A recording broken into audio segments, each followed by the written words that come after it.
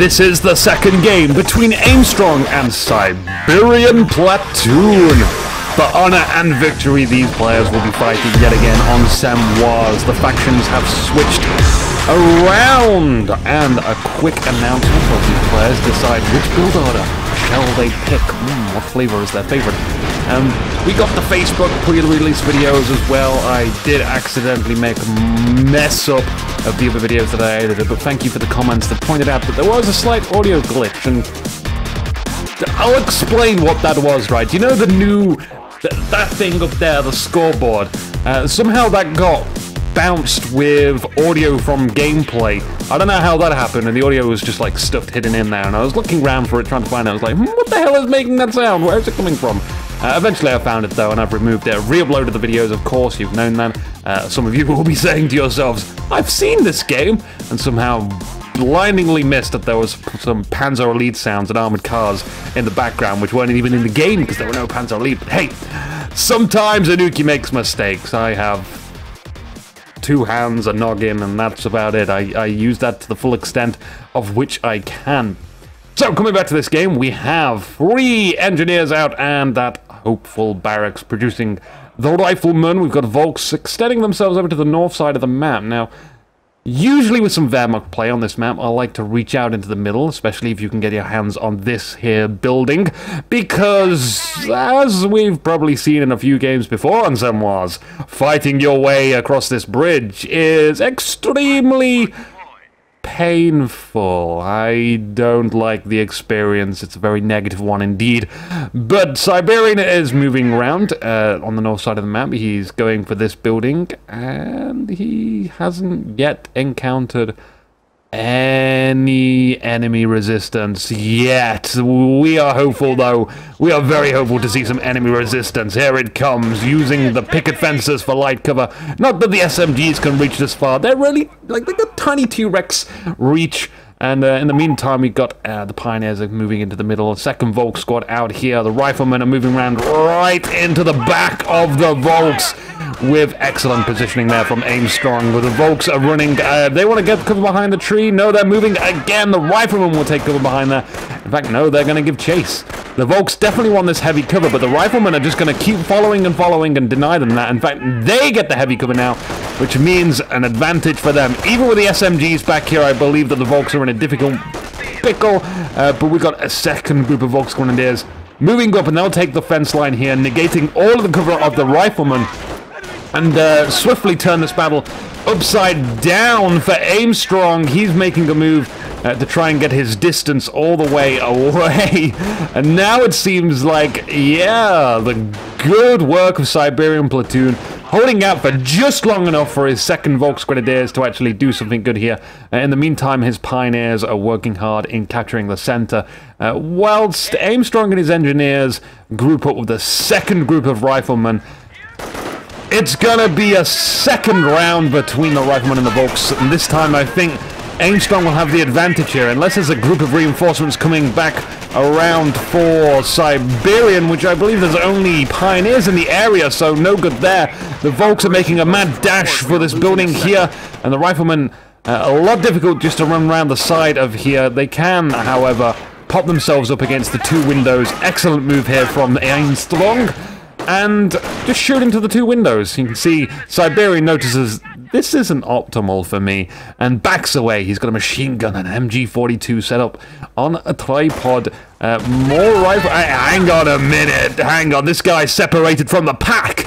What's he doing there? He's just got the entire group. Whoa! Teleport no jutsu. Into the building and out of the doors as well. Getting closer and closer to that MG42, but probably not enough, as that's just going to swing around, put his trolley to the ground, and gun him down again. Just like old times like the 30 seconds ago. In the meantime, Aimstrong is moving around the map. He's got some capturing business to be had as he takes both sides of the map. The middle is not his. We got a few Pioneers from Siberian also doing their job for society, trying to take some of the resources which are much needed to fuel the Wehrmacht army, upgrade their troops if so choose to. But I'm assuming that the Tier 2 will be on Siberian Platoon's mind. Tier 2 very, very safe. You can pretty much do anything you like with it. We're losing engineers on the north side of the map. Nay! Hey! Oh, what a lovely looking flank here from Aimstrong, moving around on 3 sides of the map. We don't know that this flamethrower is here just yet, but we will soon find out.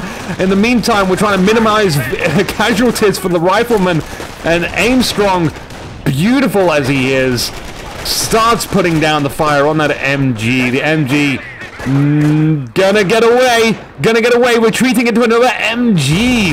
Wonderful support there from Siberian platoon. And we have a Volk squad right from behind being chased down. I think this is not looking too healthy. Siberian platoon is focusing that flamethrower down and now has to focus down on the rifleman squad. They move back around behind the heavy cover. I still think it's too much. 2 guys in quick succession.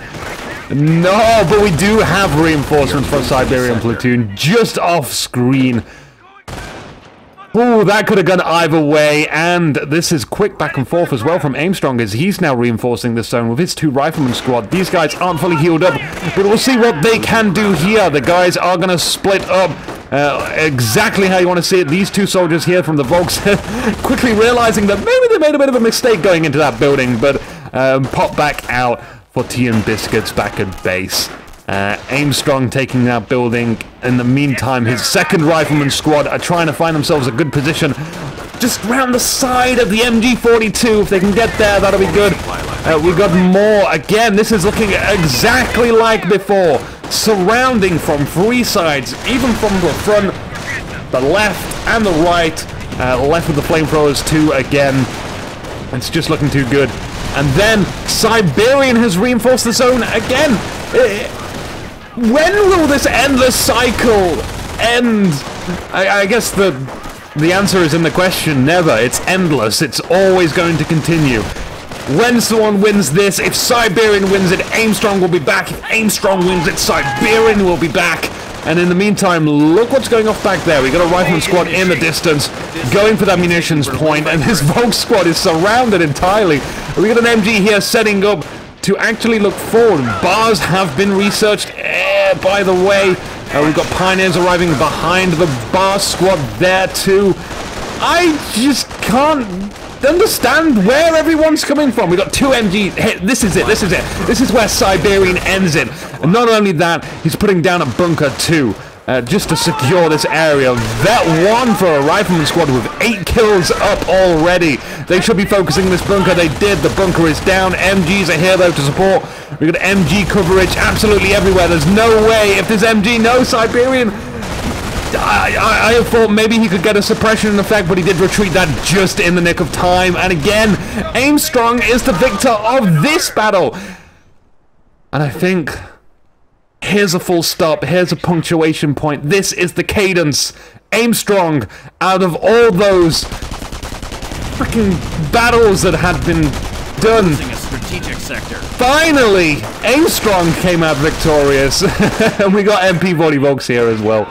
But it's not enough. There's too many rifleman squads around in this area. Let's have a quick checkup on the other areas of the map. We've got a bit of desecrated land here, being a bit cut off from this point. We've got engineers in the area though that can go take that. Nice cut-off point, by the way.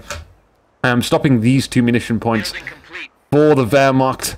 Siberian somehow lost that. I don't know when that was, how long that's been gone for, but my attention was definitely up there on the north side of the map. And I'm glad to have a bit of a break. Look at the force that has just been wielded by Siberian as they all had to retreat there. Eventually, also the bunker that was not able to put down there. I know our supply lines are being threatened, announcer. That's my job to say that. I'm never that posh, though. That actually brings me to a very good point. Oh, wow. Nice mine put down there. With some riflemen defending it in the building, too. I don't think they're going to be there for too long. But Siberian has his eyes set on the rifleman squad up the north side of the map. He wants his munitions. And I, too, would want to not get my Pioneers leading the charge. Oh, poor Pioneers. They weren't cut out for this line of work.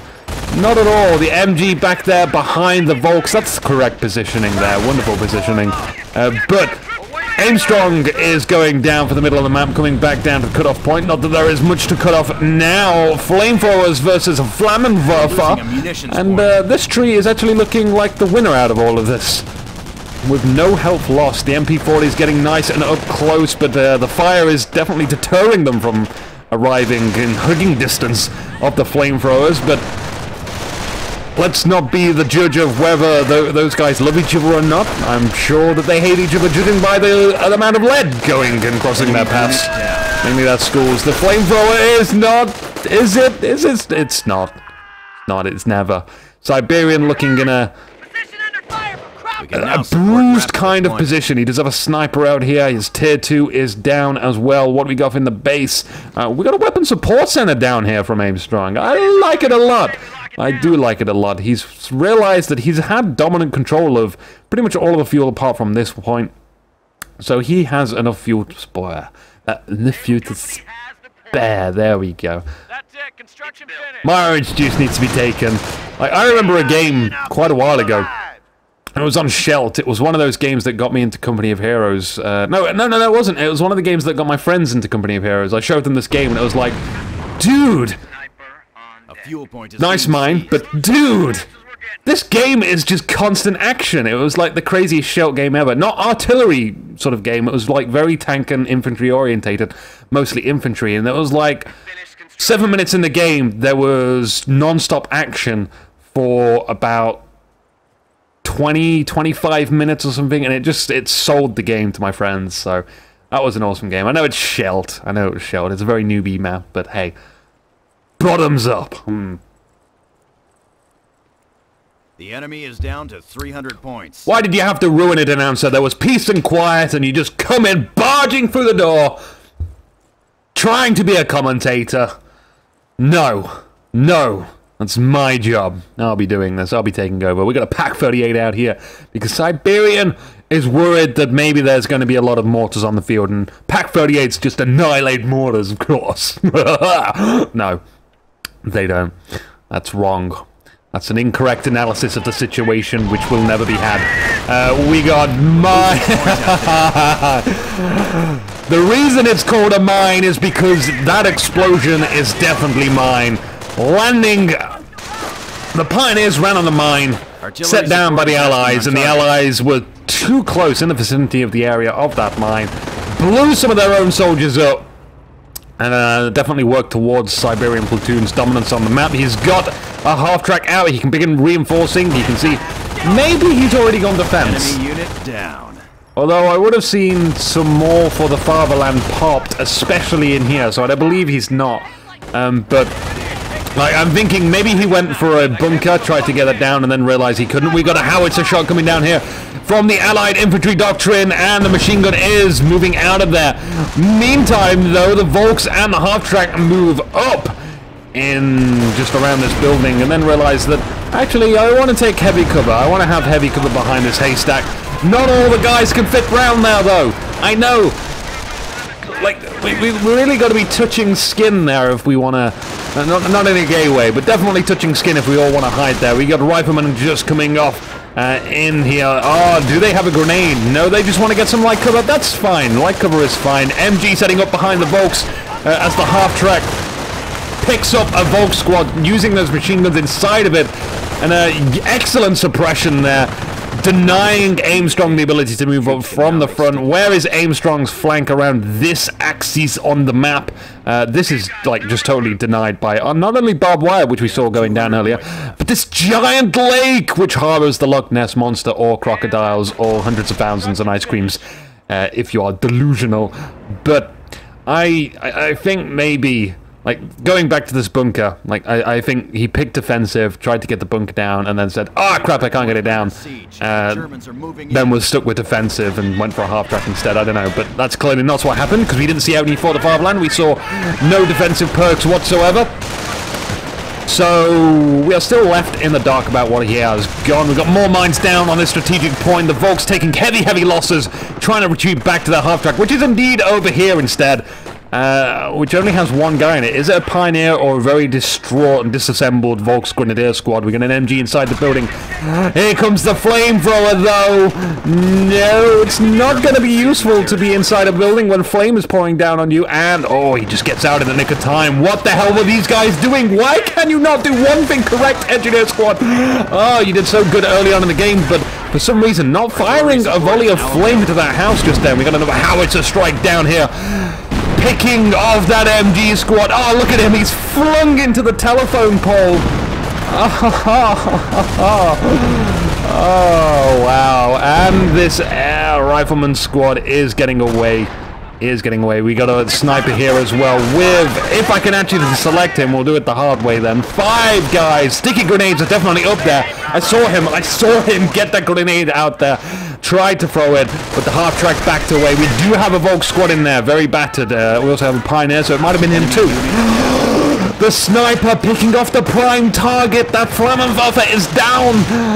No, we didn't want that to happen, but it did. Now we have to live with our miserable failure. Siberian platoon is still keeping his ground here somewhat. The half-track is being slightly battered, and the riflemen want to stay near. They want to get those sticky grenades off. They get it. Is it enough? Or will it just barely live? It's immobilized, which is a death sentence. The bars do enough damage to take out this half-track, but maybe they're focusing. Yeah, no. We picked up the MG42 as well. No way, no way. Oh, look, the impact force actually sends the pole flying. Siberian on the south side of the map. Trying to make best of the situation. We've got a few riflemen down here. I guess they tried their best against the hardy grenadiers, but did not succeed because the grenadiers are all alive and the riflemen at least missing 3 guys, which have been reduced to nothing more than a bloodstain. I think when I looked up there was suddenly zombies and they ate all the corpses. I cannot be 100% sure on that. I hear... Wow. A 16-minute 105 howitzer. Very quick one indeed. Firing... Enemy unit down. Is it...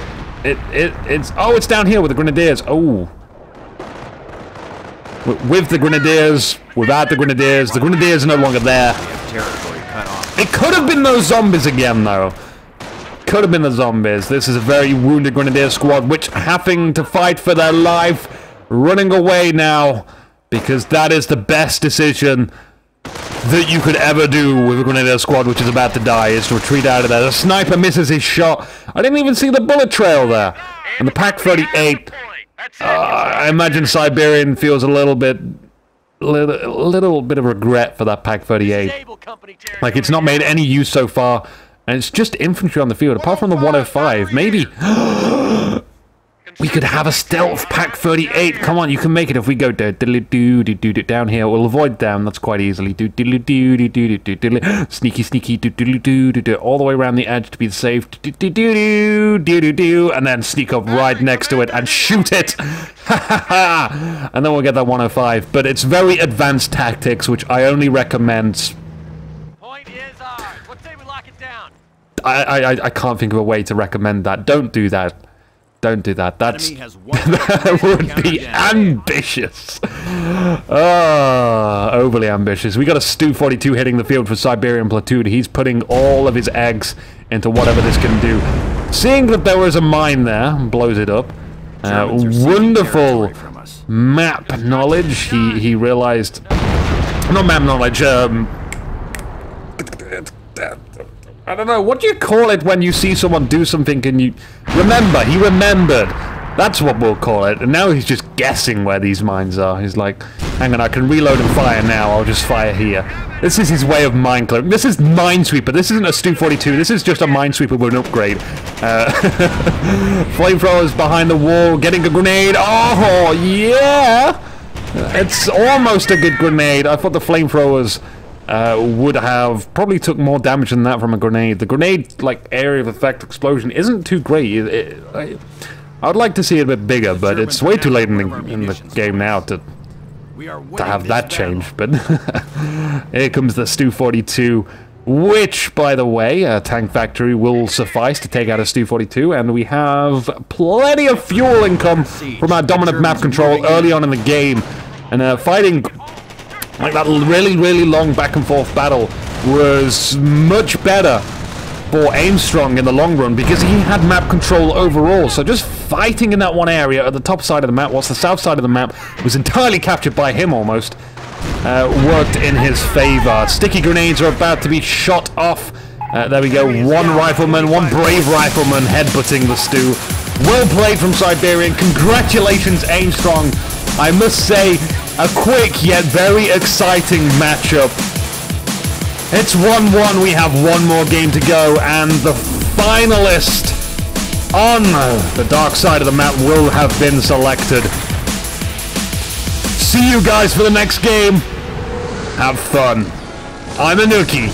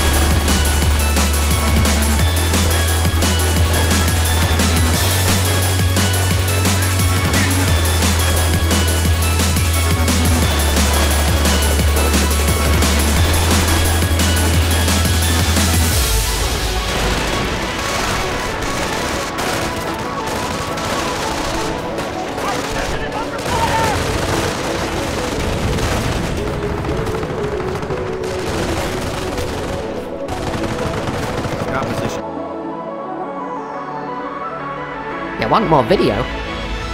Over there at the top of the screen are relevant videos, and some other videos below them. You can subscribe by clicking the subscribe button too. If you got this far, maybe you should press like. No one sticks around for this long. Your loyalty shall go unrewarded.